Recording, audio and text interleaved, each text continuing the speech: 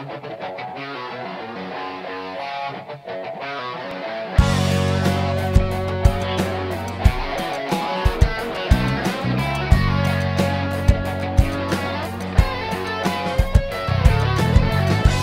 like a black sheep, living in society where everybody's happy with their spoon-fed. All right, so welcome to the long version with Fletcher and Charles Rollo.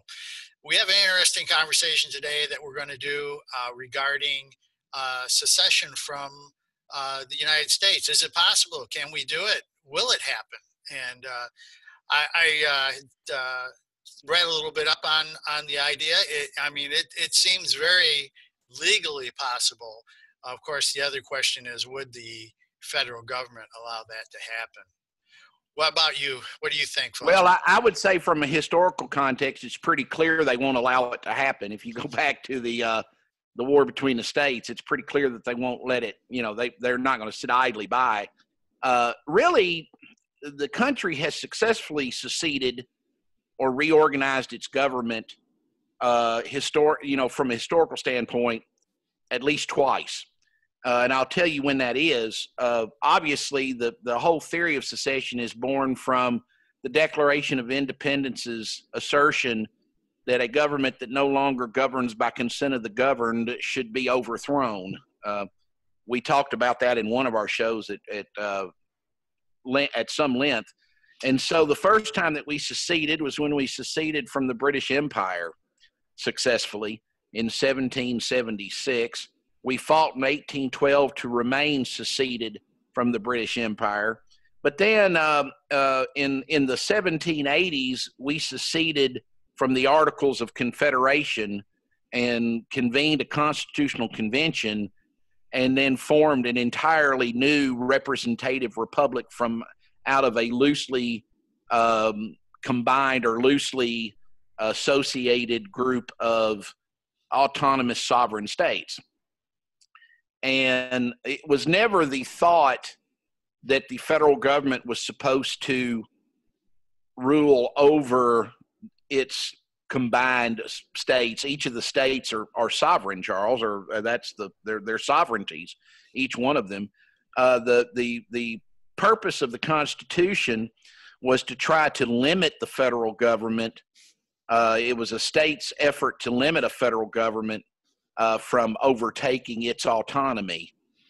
And in the 1860s, of course, famously, several states decried that they believed that they were no longer being governed by a government that was governing by their consent, and that they wished to throw off the government and reform a new government that would just pertain to the southern states. And that was a very famous 4-year ordeal, which was still the largest American loss of life in any battlefield to which we've ever committed soldiers. Let me jump in here a second. And correct me if I'm wrong, because I know I'm ignorant in many things, but was there an official vote by the Confederate States to secede from the Union, or was it just like a collusion of people getting together and saying, we're not taking this anymore? Well, South Carolina began the whole thing by filing articles of secession with the federal government, and one by one, other states started to join them. There was never a coagulated southern state meeting that they were, hey, all 11 of us are getting off the boat. However, there was a South Carolina-led move to get off the boat that other states around South Carolina adopted and started filing their own articles of secession. You have heard talk here recently of different states like California and Texas threatening to file articles of secession. Texas was once a member of the Republic of Mexico and seceded from Mexico to become an independent sovereign nation for a time before being subsumed within the United States of America. So there's all kinds of historical precedent for it, really. And there was a time in this country, many of our founding fathers were state sovereigntists, if that's even a word. I may have Ogden Nash that one, Charles. But they were state sovereigntists more so than they were federalists. Okay, so in the larger picture, when the Constitution was ratified, it was actually ratified by each individual state. Right, correct. And the states are the property holders, not the federal government. Correct. So they actually have basis for a succession if they want to do that.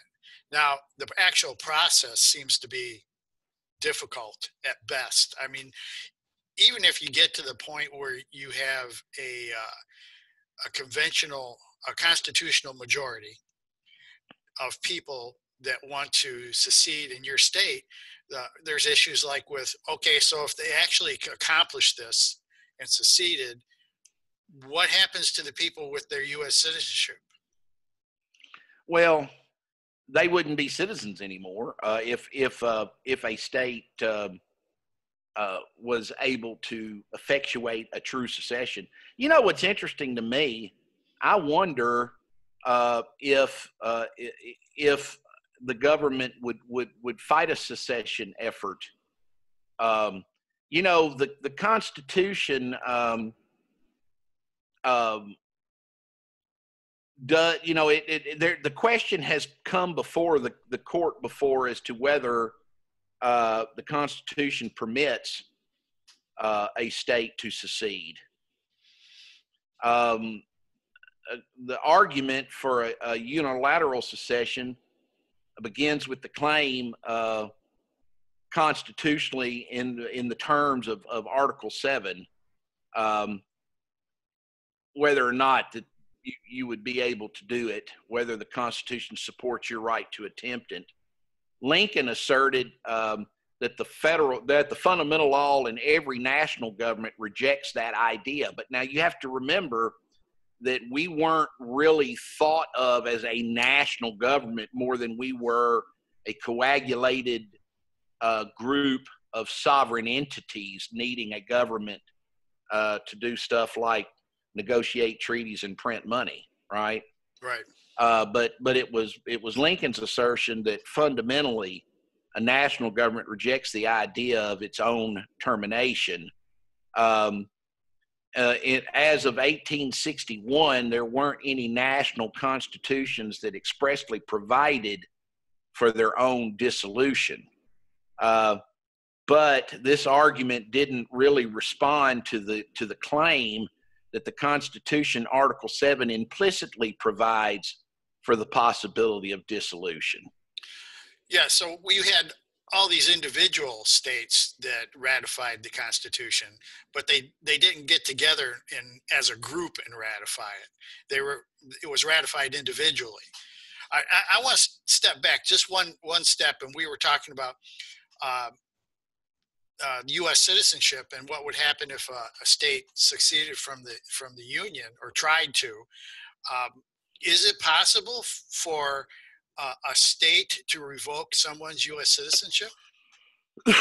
I don't think it's possible for a state to revoke the United States citizenship. I think the federal government, there'd have to be some sort of an application to federal court for that. Because it would be interesting. So let's say California has a Calexit success, and you have all these people in there, and they're going to be a dividing line of those who are giving up their U.S. citizenship and those that are not.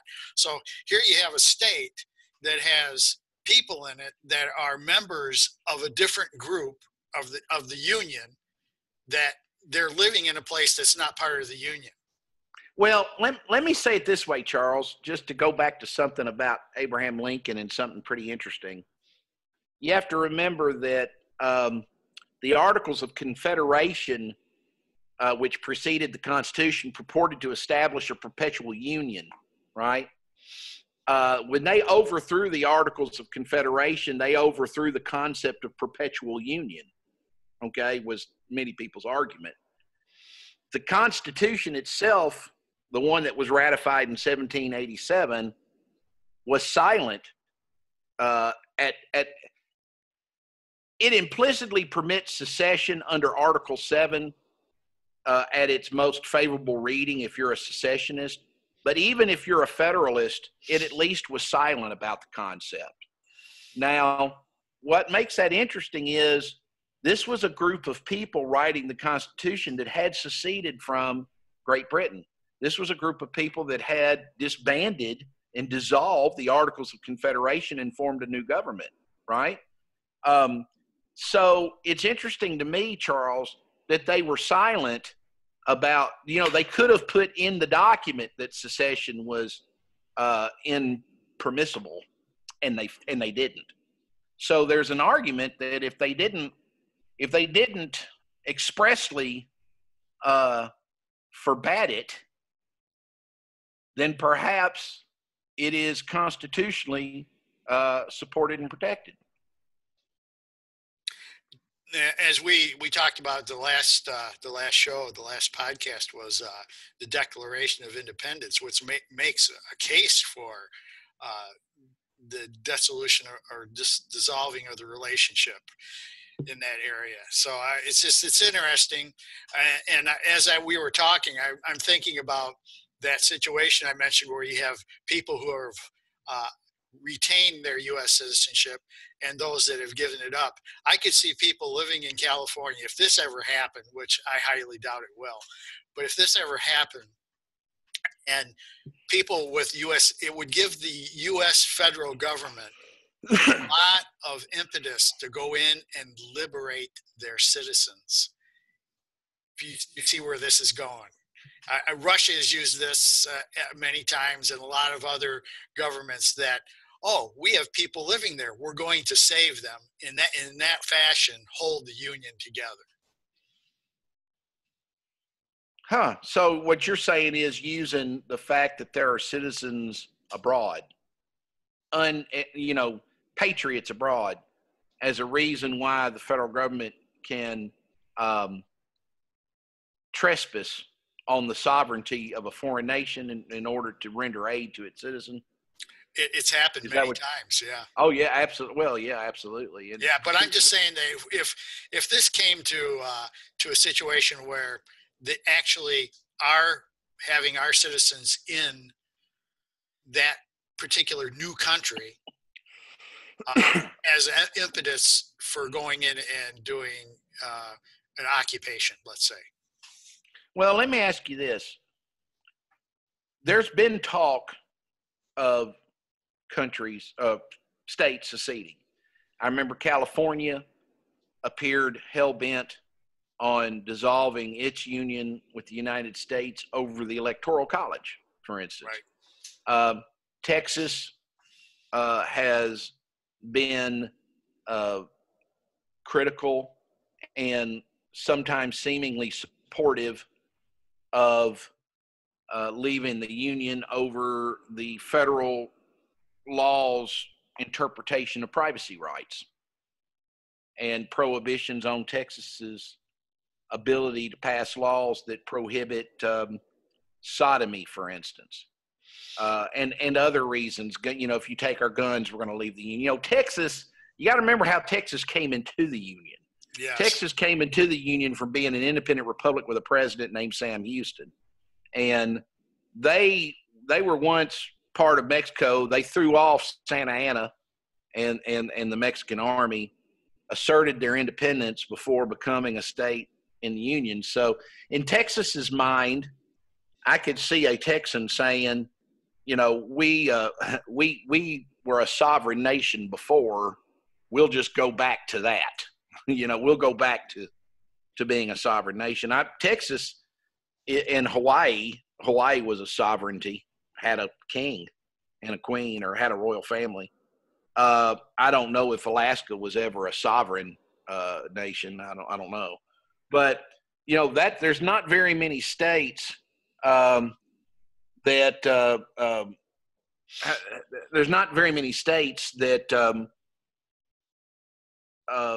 have been sovereign nations, before.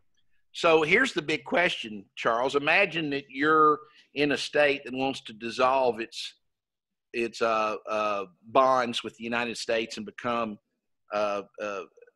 unaffiliated. All right. who's going to, what type of currency are you going to use? Who's going to upkeep your infrastructure?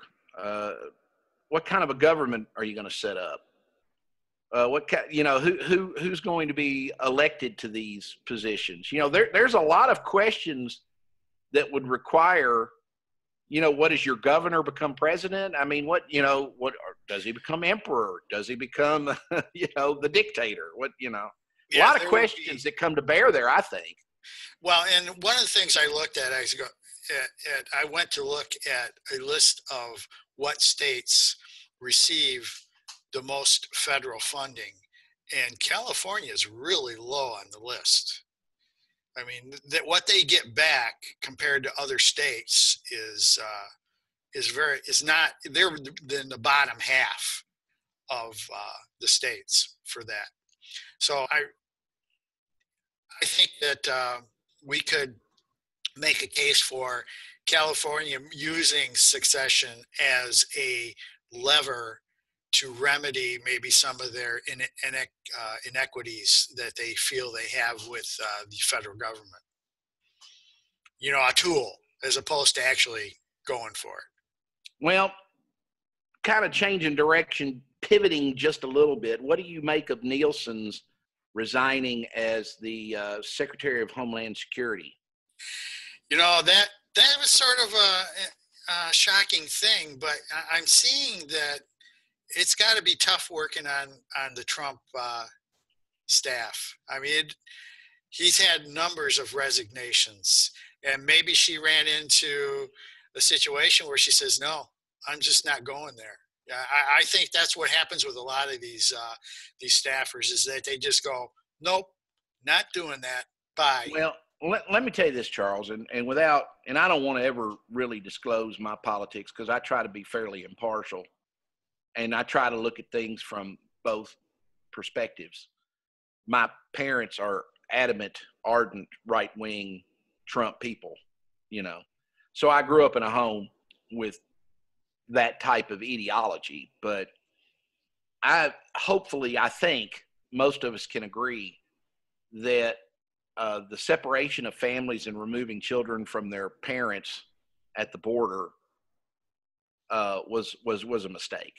I have to seriously question even right-wingers that want to argue that was a good idea or even a necessary evil, to argue that that's a necessary evil. That, to me, taking kids away from their parents and putting them in internment camps of any nature, be they cage or be they posh apartments. I'm not going to get into the cage thing. I wasn't down there. I don't know if they were caged or weren't caged, right. But I'm going to say that separating children from their parents at the border is some sort of a penalty for them coming over the border is cruel to the kid. The kid doesn't really have a choice as to where they go. They're going to go where the care provider takes them, right. And I think I just don't know about that. I think that was a bad policy, in my opinion. I want to hear what your thoughts are. Well, I think it boils down to one of my theories about organizations, that the larger the organization is, the worse it is at handling these types of situations. I think that there were laws in place that nobody wanted to really challenge, and the authorities didn't want. No one was willing to step up to the plate and say, no, this isn't happening. I don't care if I'm breaking the law. I'm doing it this way. And we're putting these kids with their parents. And I think that what it boils down to, in my view, is a bunch of people that were just watching out for themselves and not doing the right thing. I see this in large corporations all the time. People, they make the corporate decision, the group decision, and they don't make the right decision. So I think in looking at it, I think it's terrible to separate a child from its parents. I also think, though, that people were afraid to make the right decision because they were afraid of retribution. When you get in these large groups, that's what happens. I think one of the main things we do as human beings when we make a bad decision that's not supportable is that we try to create some sort of an authority to which we answer that leaves us with no choice. Well, I didn't want to do it, but it was the law. I had to take this 3-year-old baby from his mother's clutches and put him in a cage or wherever I put him.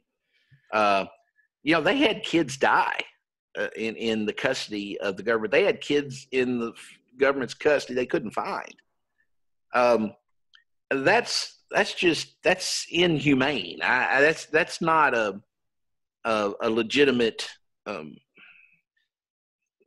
regulation in my mind. And that begs the question, Charles, and I wondered this many times when I was a lawyer back in the day.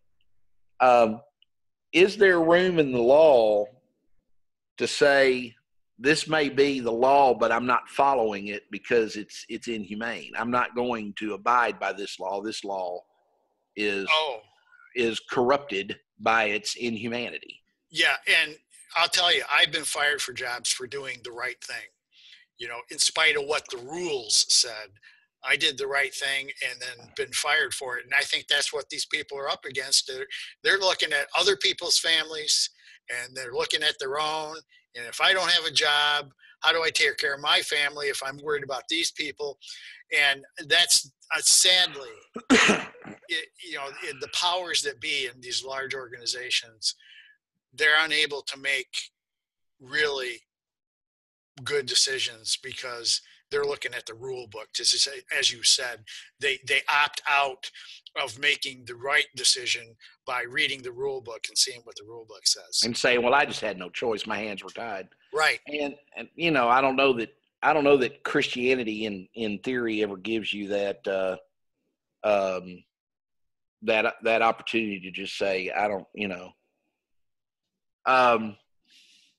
I'll tell you the funny thing. I don't know if you've ever encountered this, but you'll go into like a store. Like, for instance, I'll go into the store to buy a beer. Now, you can look at me, Charles, and you can tell me that I don't look 21, but I think you and I both know, being honest with each other, that both of us easily surmount 21, and they'll want to say that I look that bad. Well, I mean, we're easily 21. I think, yeah. You do a better job, with hiding the gray than I do. But I mean, we're both 21 years old, and I'll go into the store to get a beer, and they'll tell me, well, I need to see your driver's license, and I want to look at them and say, really, really. And if you don't have a driver's license, they won't sell you the beer. Now, the funny thing is, Charles, is I know of no legal provision that requires you to be a licensed driver to buy an alcoholic beverage. Right. I don't know of any regulation that requires you to have your license on your person in order to buy a beer.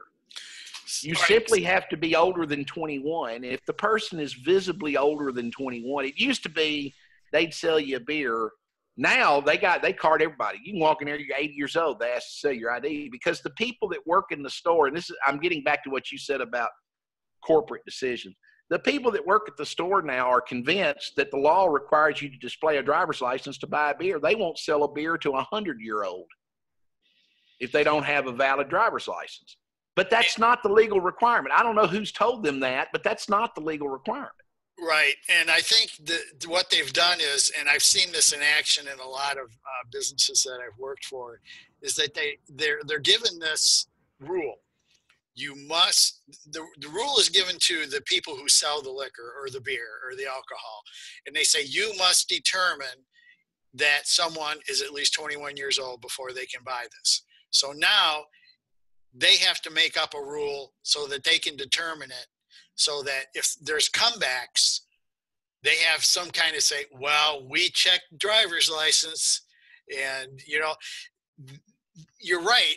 There's no rule that says, or no law that says you have to show a driver's license, but there are very few IDs out there that are, what's the word I'm looking for here?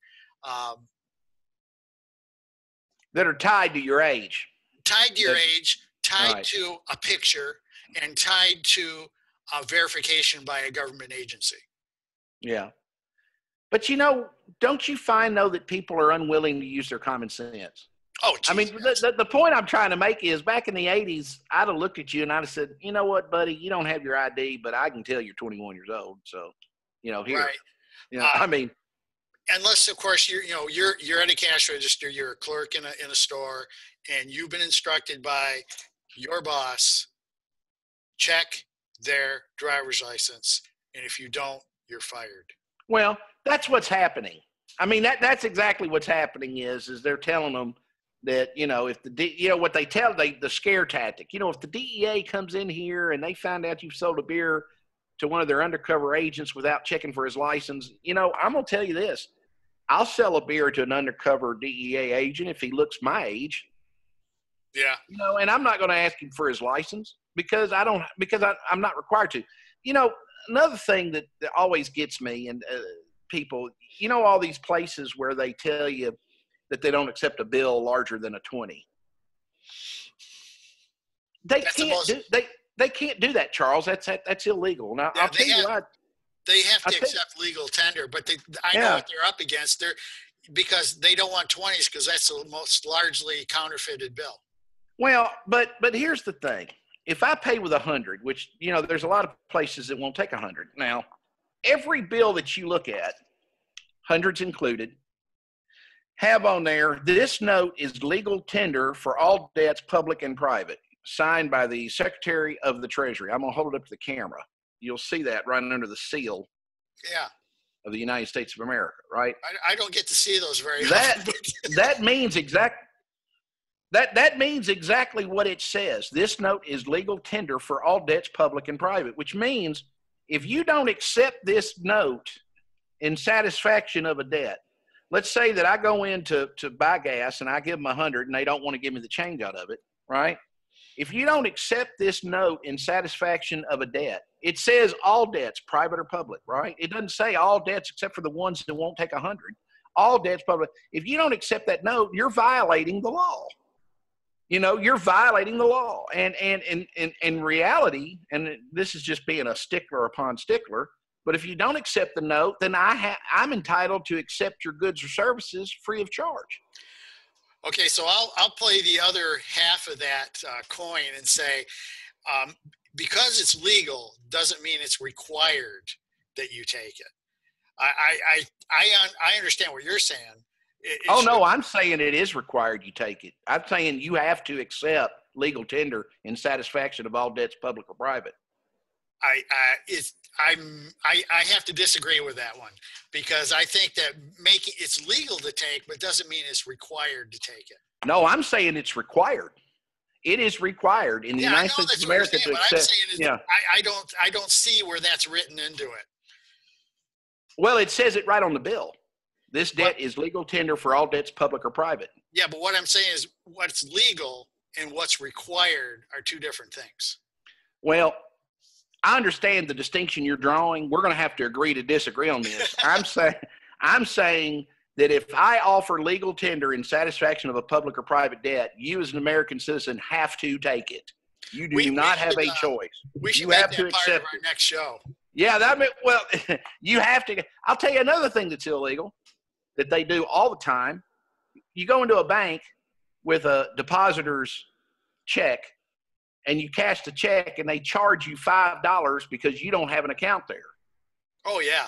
That's not legal at all. Article 9 of the Uniform Commercial Code says that if I draft you it's called a secured transaction. If I draft a note, right? Mm-hmm. And I have money in deposit on that. I have money on deposit in the institution, right? The person that I make the check out to, is the bearer of the note, and he's entitled to have the note satisfied at that bank, who I have contracted with to satisfy my secured notes, to satisfy those debts, provided I have the funds on deposit. You're not doing a favor to the person that's cashing the check. He's entitled to that money. Right. I have signified that he's entitled to that money by writing him the check. The bank is under contract with me to honor my notes. I pay them for that service. Right. Accounts have a service, I pay them for that service. So They're not, I've walked in before and the bank says, I'm charging you $5. Well, you can't do that. Well, you're not a depositor. I don't care if I'm not a depositor or not. I'm entitled to $20. That check is drafted for $20. That person owes me $20. He has tendered to me he's tended to me not bearer paper. It's bearer paper if it's made out to cash. But he's tended to me negotiable paper saying that I can withdraw from his account the $20 that he is obligated to pay me. All right. If you take $5 from me, you are stealing part of my property. Yeah. That is. And I'm going to tell you, if you argue that at the line, I know everybody's excited I said that so they can go and do that at the bank tomorrow. If you argue that, the cashier's not going to know what the hell you're talking about. But I'm just telling you right now that in my younger days, when I was way more of an asshole than I am presently, I have stood in line and flatly refused to pay their $5 and told them that they must honor that note if the note is good. That is, I've worked in the banking and finance industry for about 30 years, and those are some of the things that just always totally amaze me. And what their position is in the banking industry is that we're not a check cashing service, we're a banking service. Yeah, but if they accept the funds, place them on deposit, they are too a check cashing service. Yes, they most certainly are. Oh, I'm not disagreeing with you. I'm just giving you their well, they're wrong. I guess they think they get to keep our money and give us no service. Okay, let me give you my take on the banking industry. They have no physical product. They only offer services. They do not create any money. They don't create any wealth at all. No. They are using other people's money to make money, which in my vision or my view is that they're parasites. They're a Ponzi scheme. Yeah. Well, they're supposedly keeping an orderly market and facilitating the processing of transactions. And that's in exchange for that, they take their cut off the top. Well, since you're in the banking industry, let's talk about something, and today's just a smorgasbord of topics. But let's talk about the fiction of the national debt. Oh. I don't think many people understand that there's about 5 families in the world that own basically all the banks. Yes, okay? They don't. And they've gone around and they have bought the United States debt. They make a fortune off of the United States servicing that debt. But they don't have trillions of dollars outstanding to the United States at all. They've maybe made trillions of dollars on the interest payments on the debt, but they bought that paper for very little money, right? You can buy debts. That's what these banks did. About 5 or 6 banks went out and bought all of the United States debts for pennies on the dollar, and they've more than made that money back in interest payments. And these interest payments the United States makes to the world banks now is just really pure profit. I mean, they're just deriving income off a debt that's been satisfied many years ago. So it's all really this fiction. People think that we have a $1 trillion debt, that means that we've borrowed $1 trillion from somebody that we hadn't repaid. Right. Our debt keeps going up, and families like the Rothschilds keep getting richer, right? And they're not incurring any additional liability. And here's another one that we could talk about too, is that the Federal Reserve banking system is not a government agency. Right. Now, IRS is a collection agency. Right. And what was the other one? The Federal Deposit Insurance Corporation, FDIC. That's an independent corporation. That is not a federal agency at all. So we have all these independent working in our financial system because I know this has been attributed to the Rothschilds, but there's some debate about it. But this quote that give me control of the financial system and I'll have control of the country. Oh, I think that's absolutely true. I mean, I don't know who said it, but I don't know that I've ever heard any truer words spoken. Yeah, that's and so yeah, there is a lot of mischievous and money grubbing going on in things that people just simply do not understand.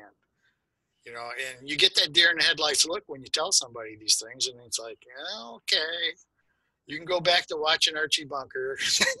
So, Well, you know, we borrowed money to fund the Marshall Plan, like during World War II, to rebuild Germany, for instance, and Japan, correct? right.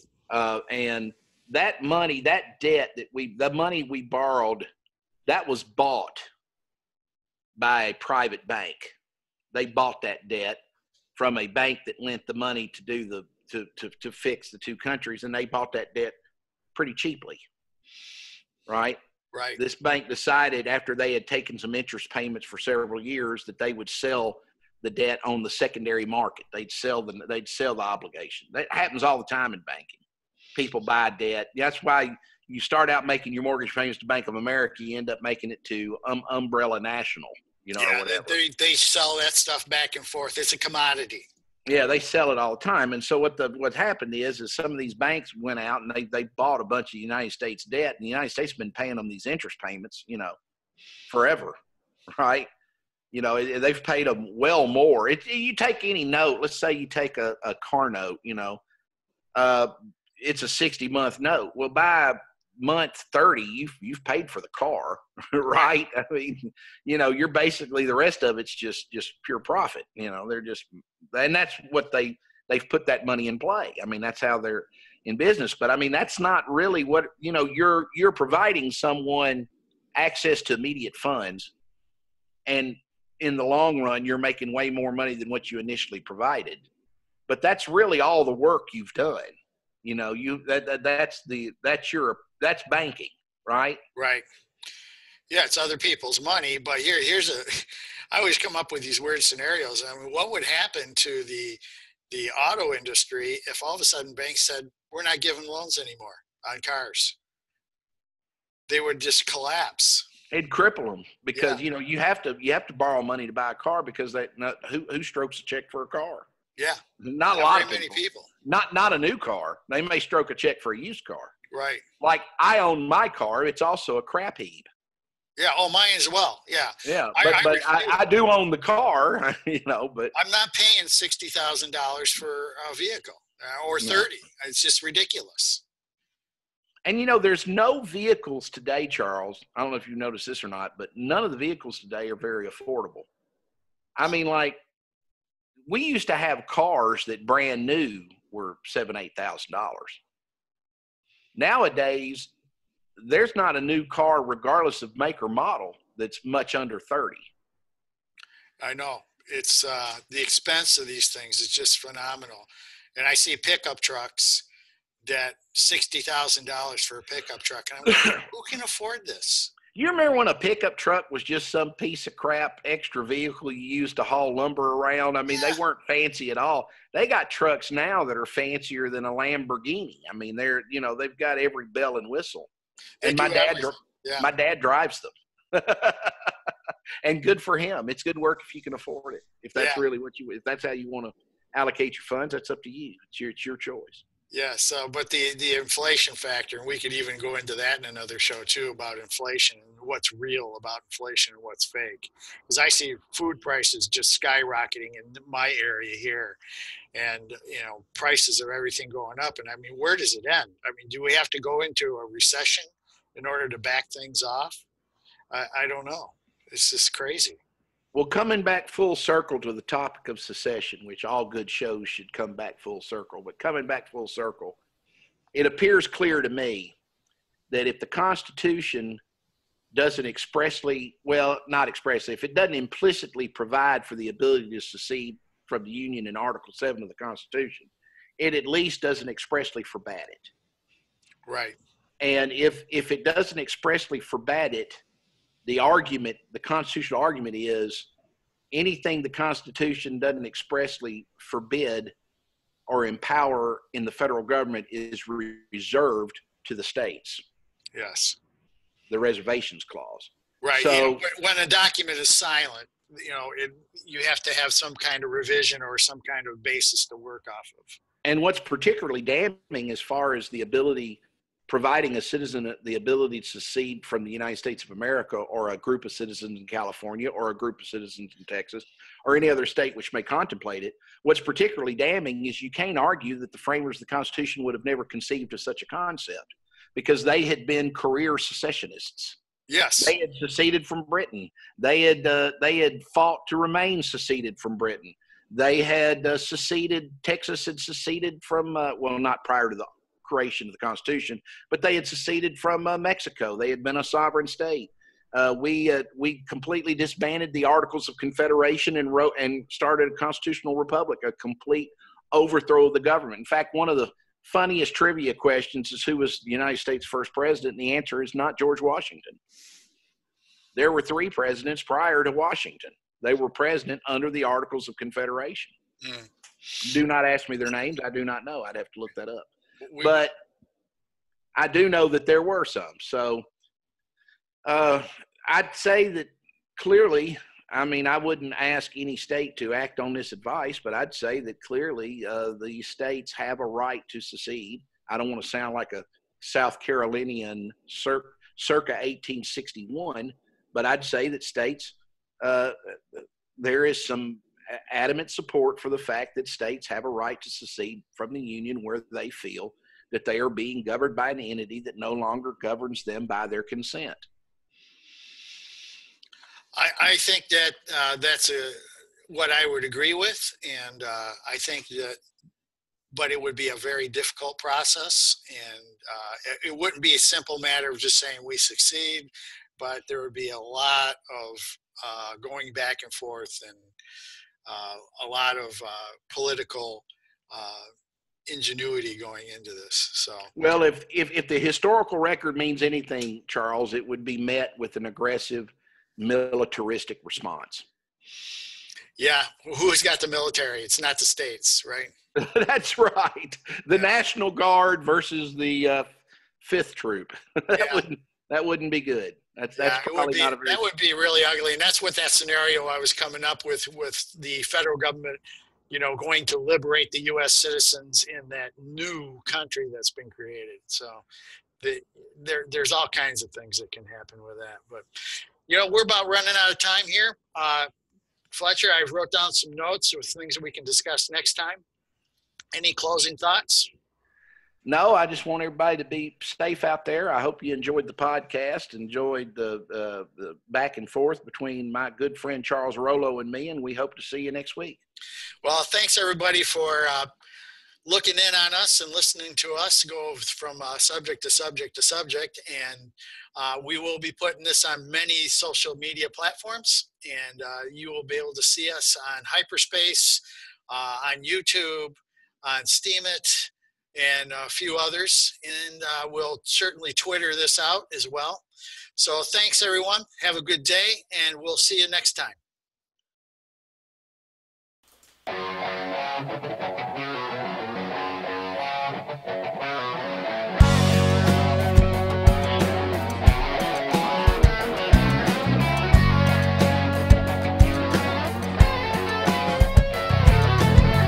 Feeling like a black sheep, living in society where everybody's happy with their spoon-fed false reality.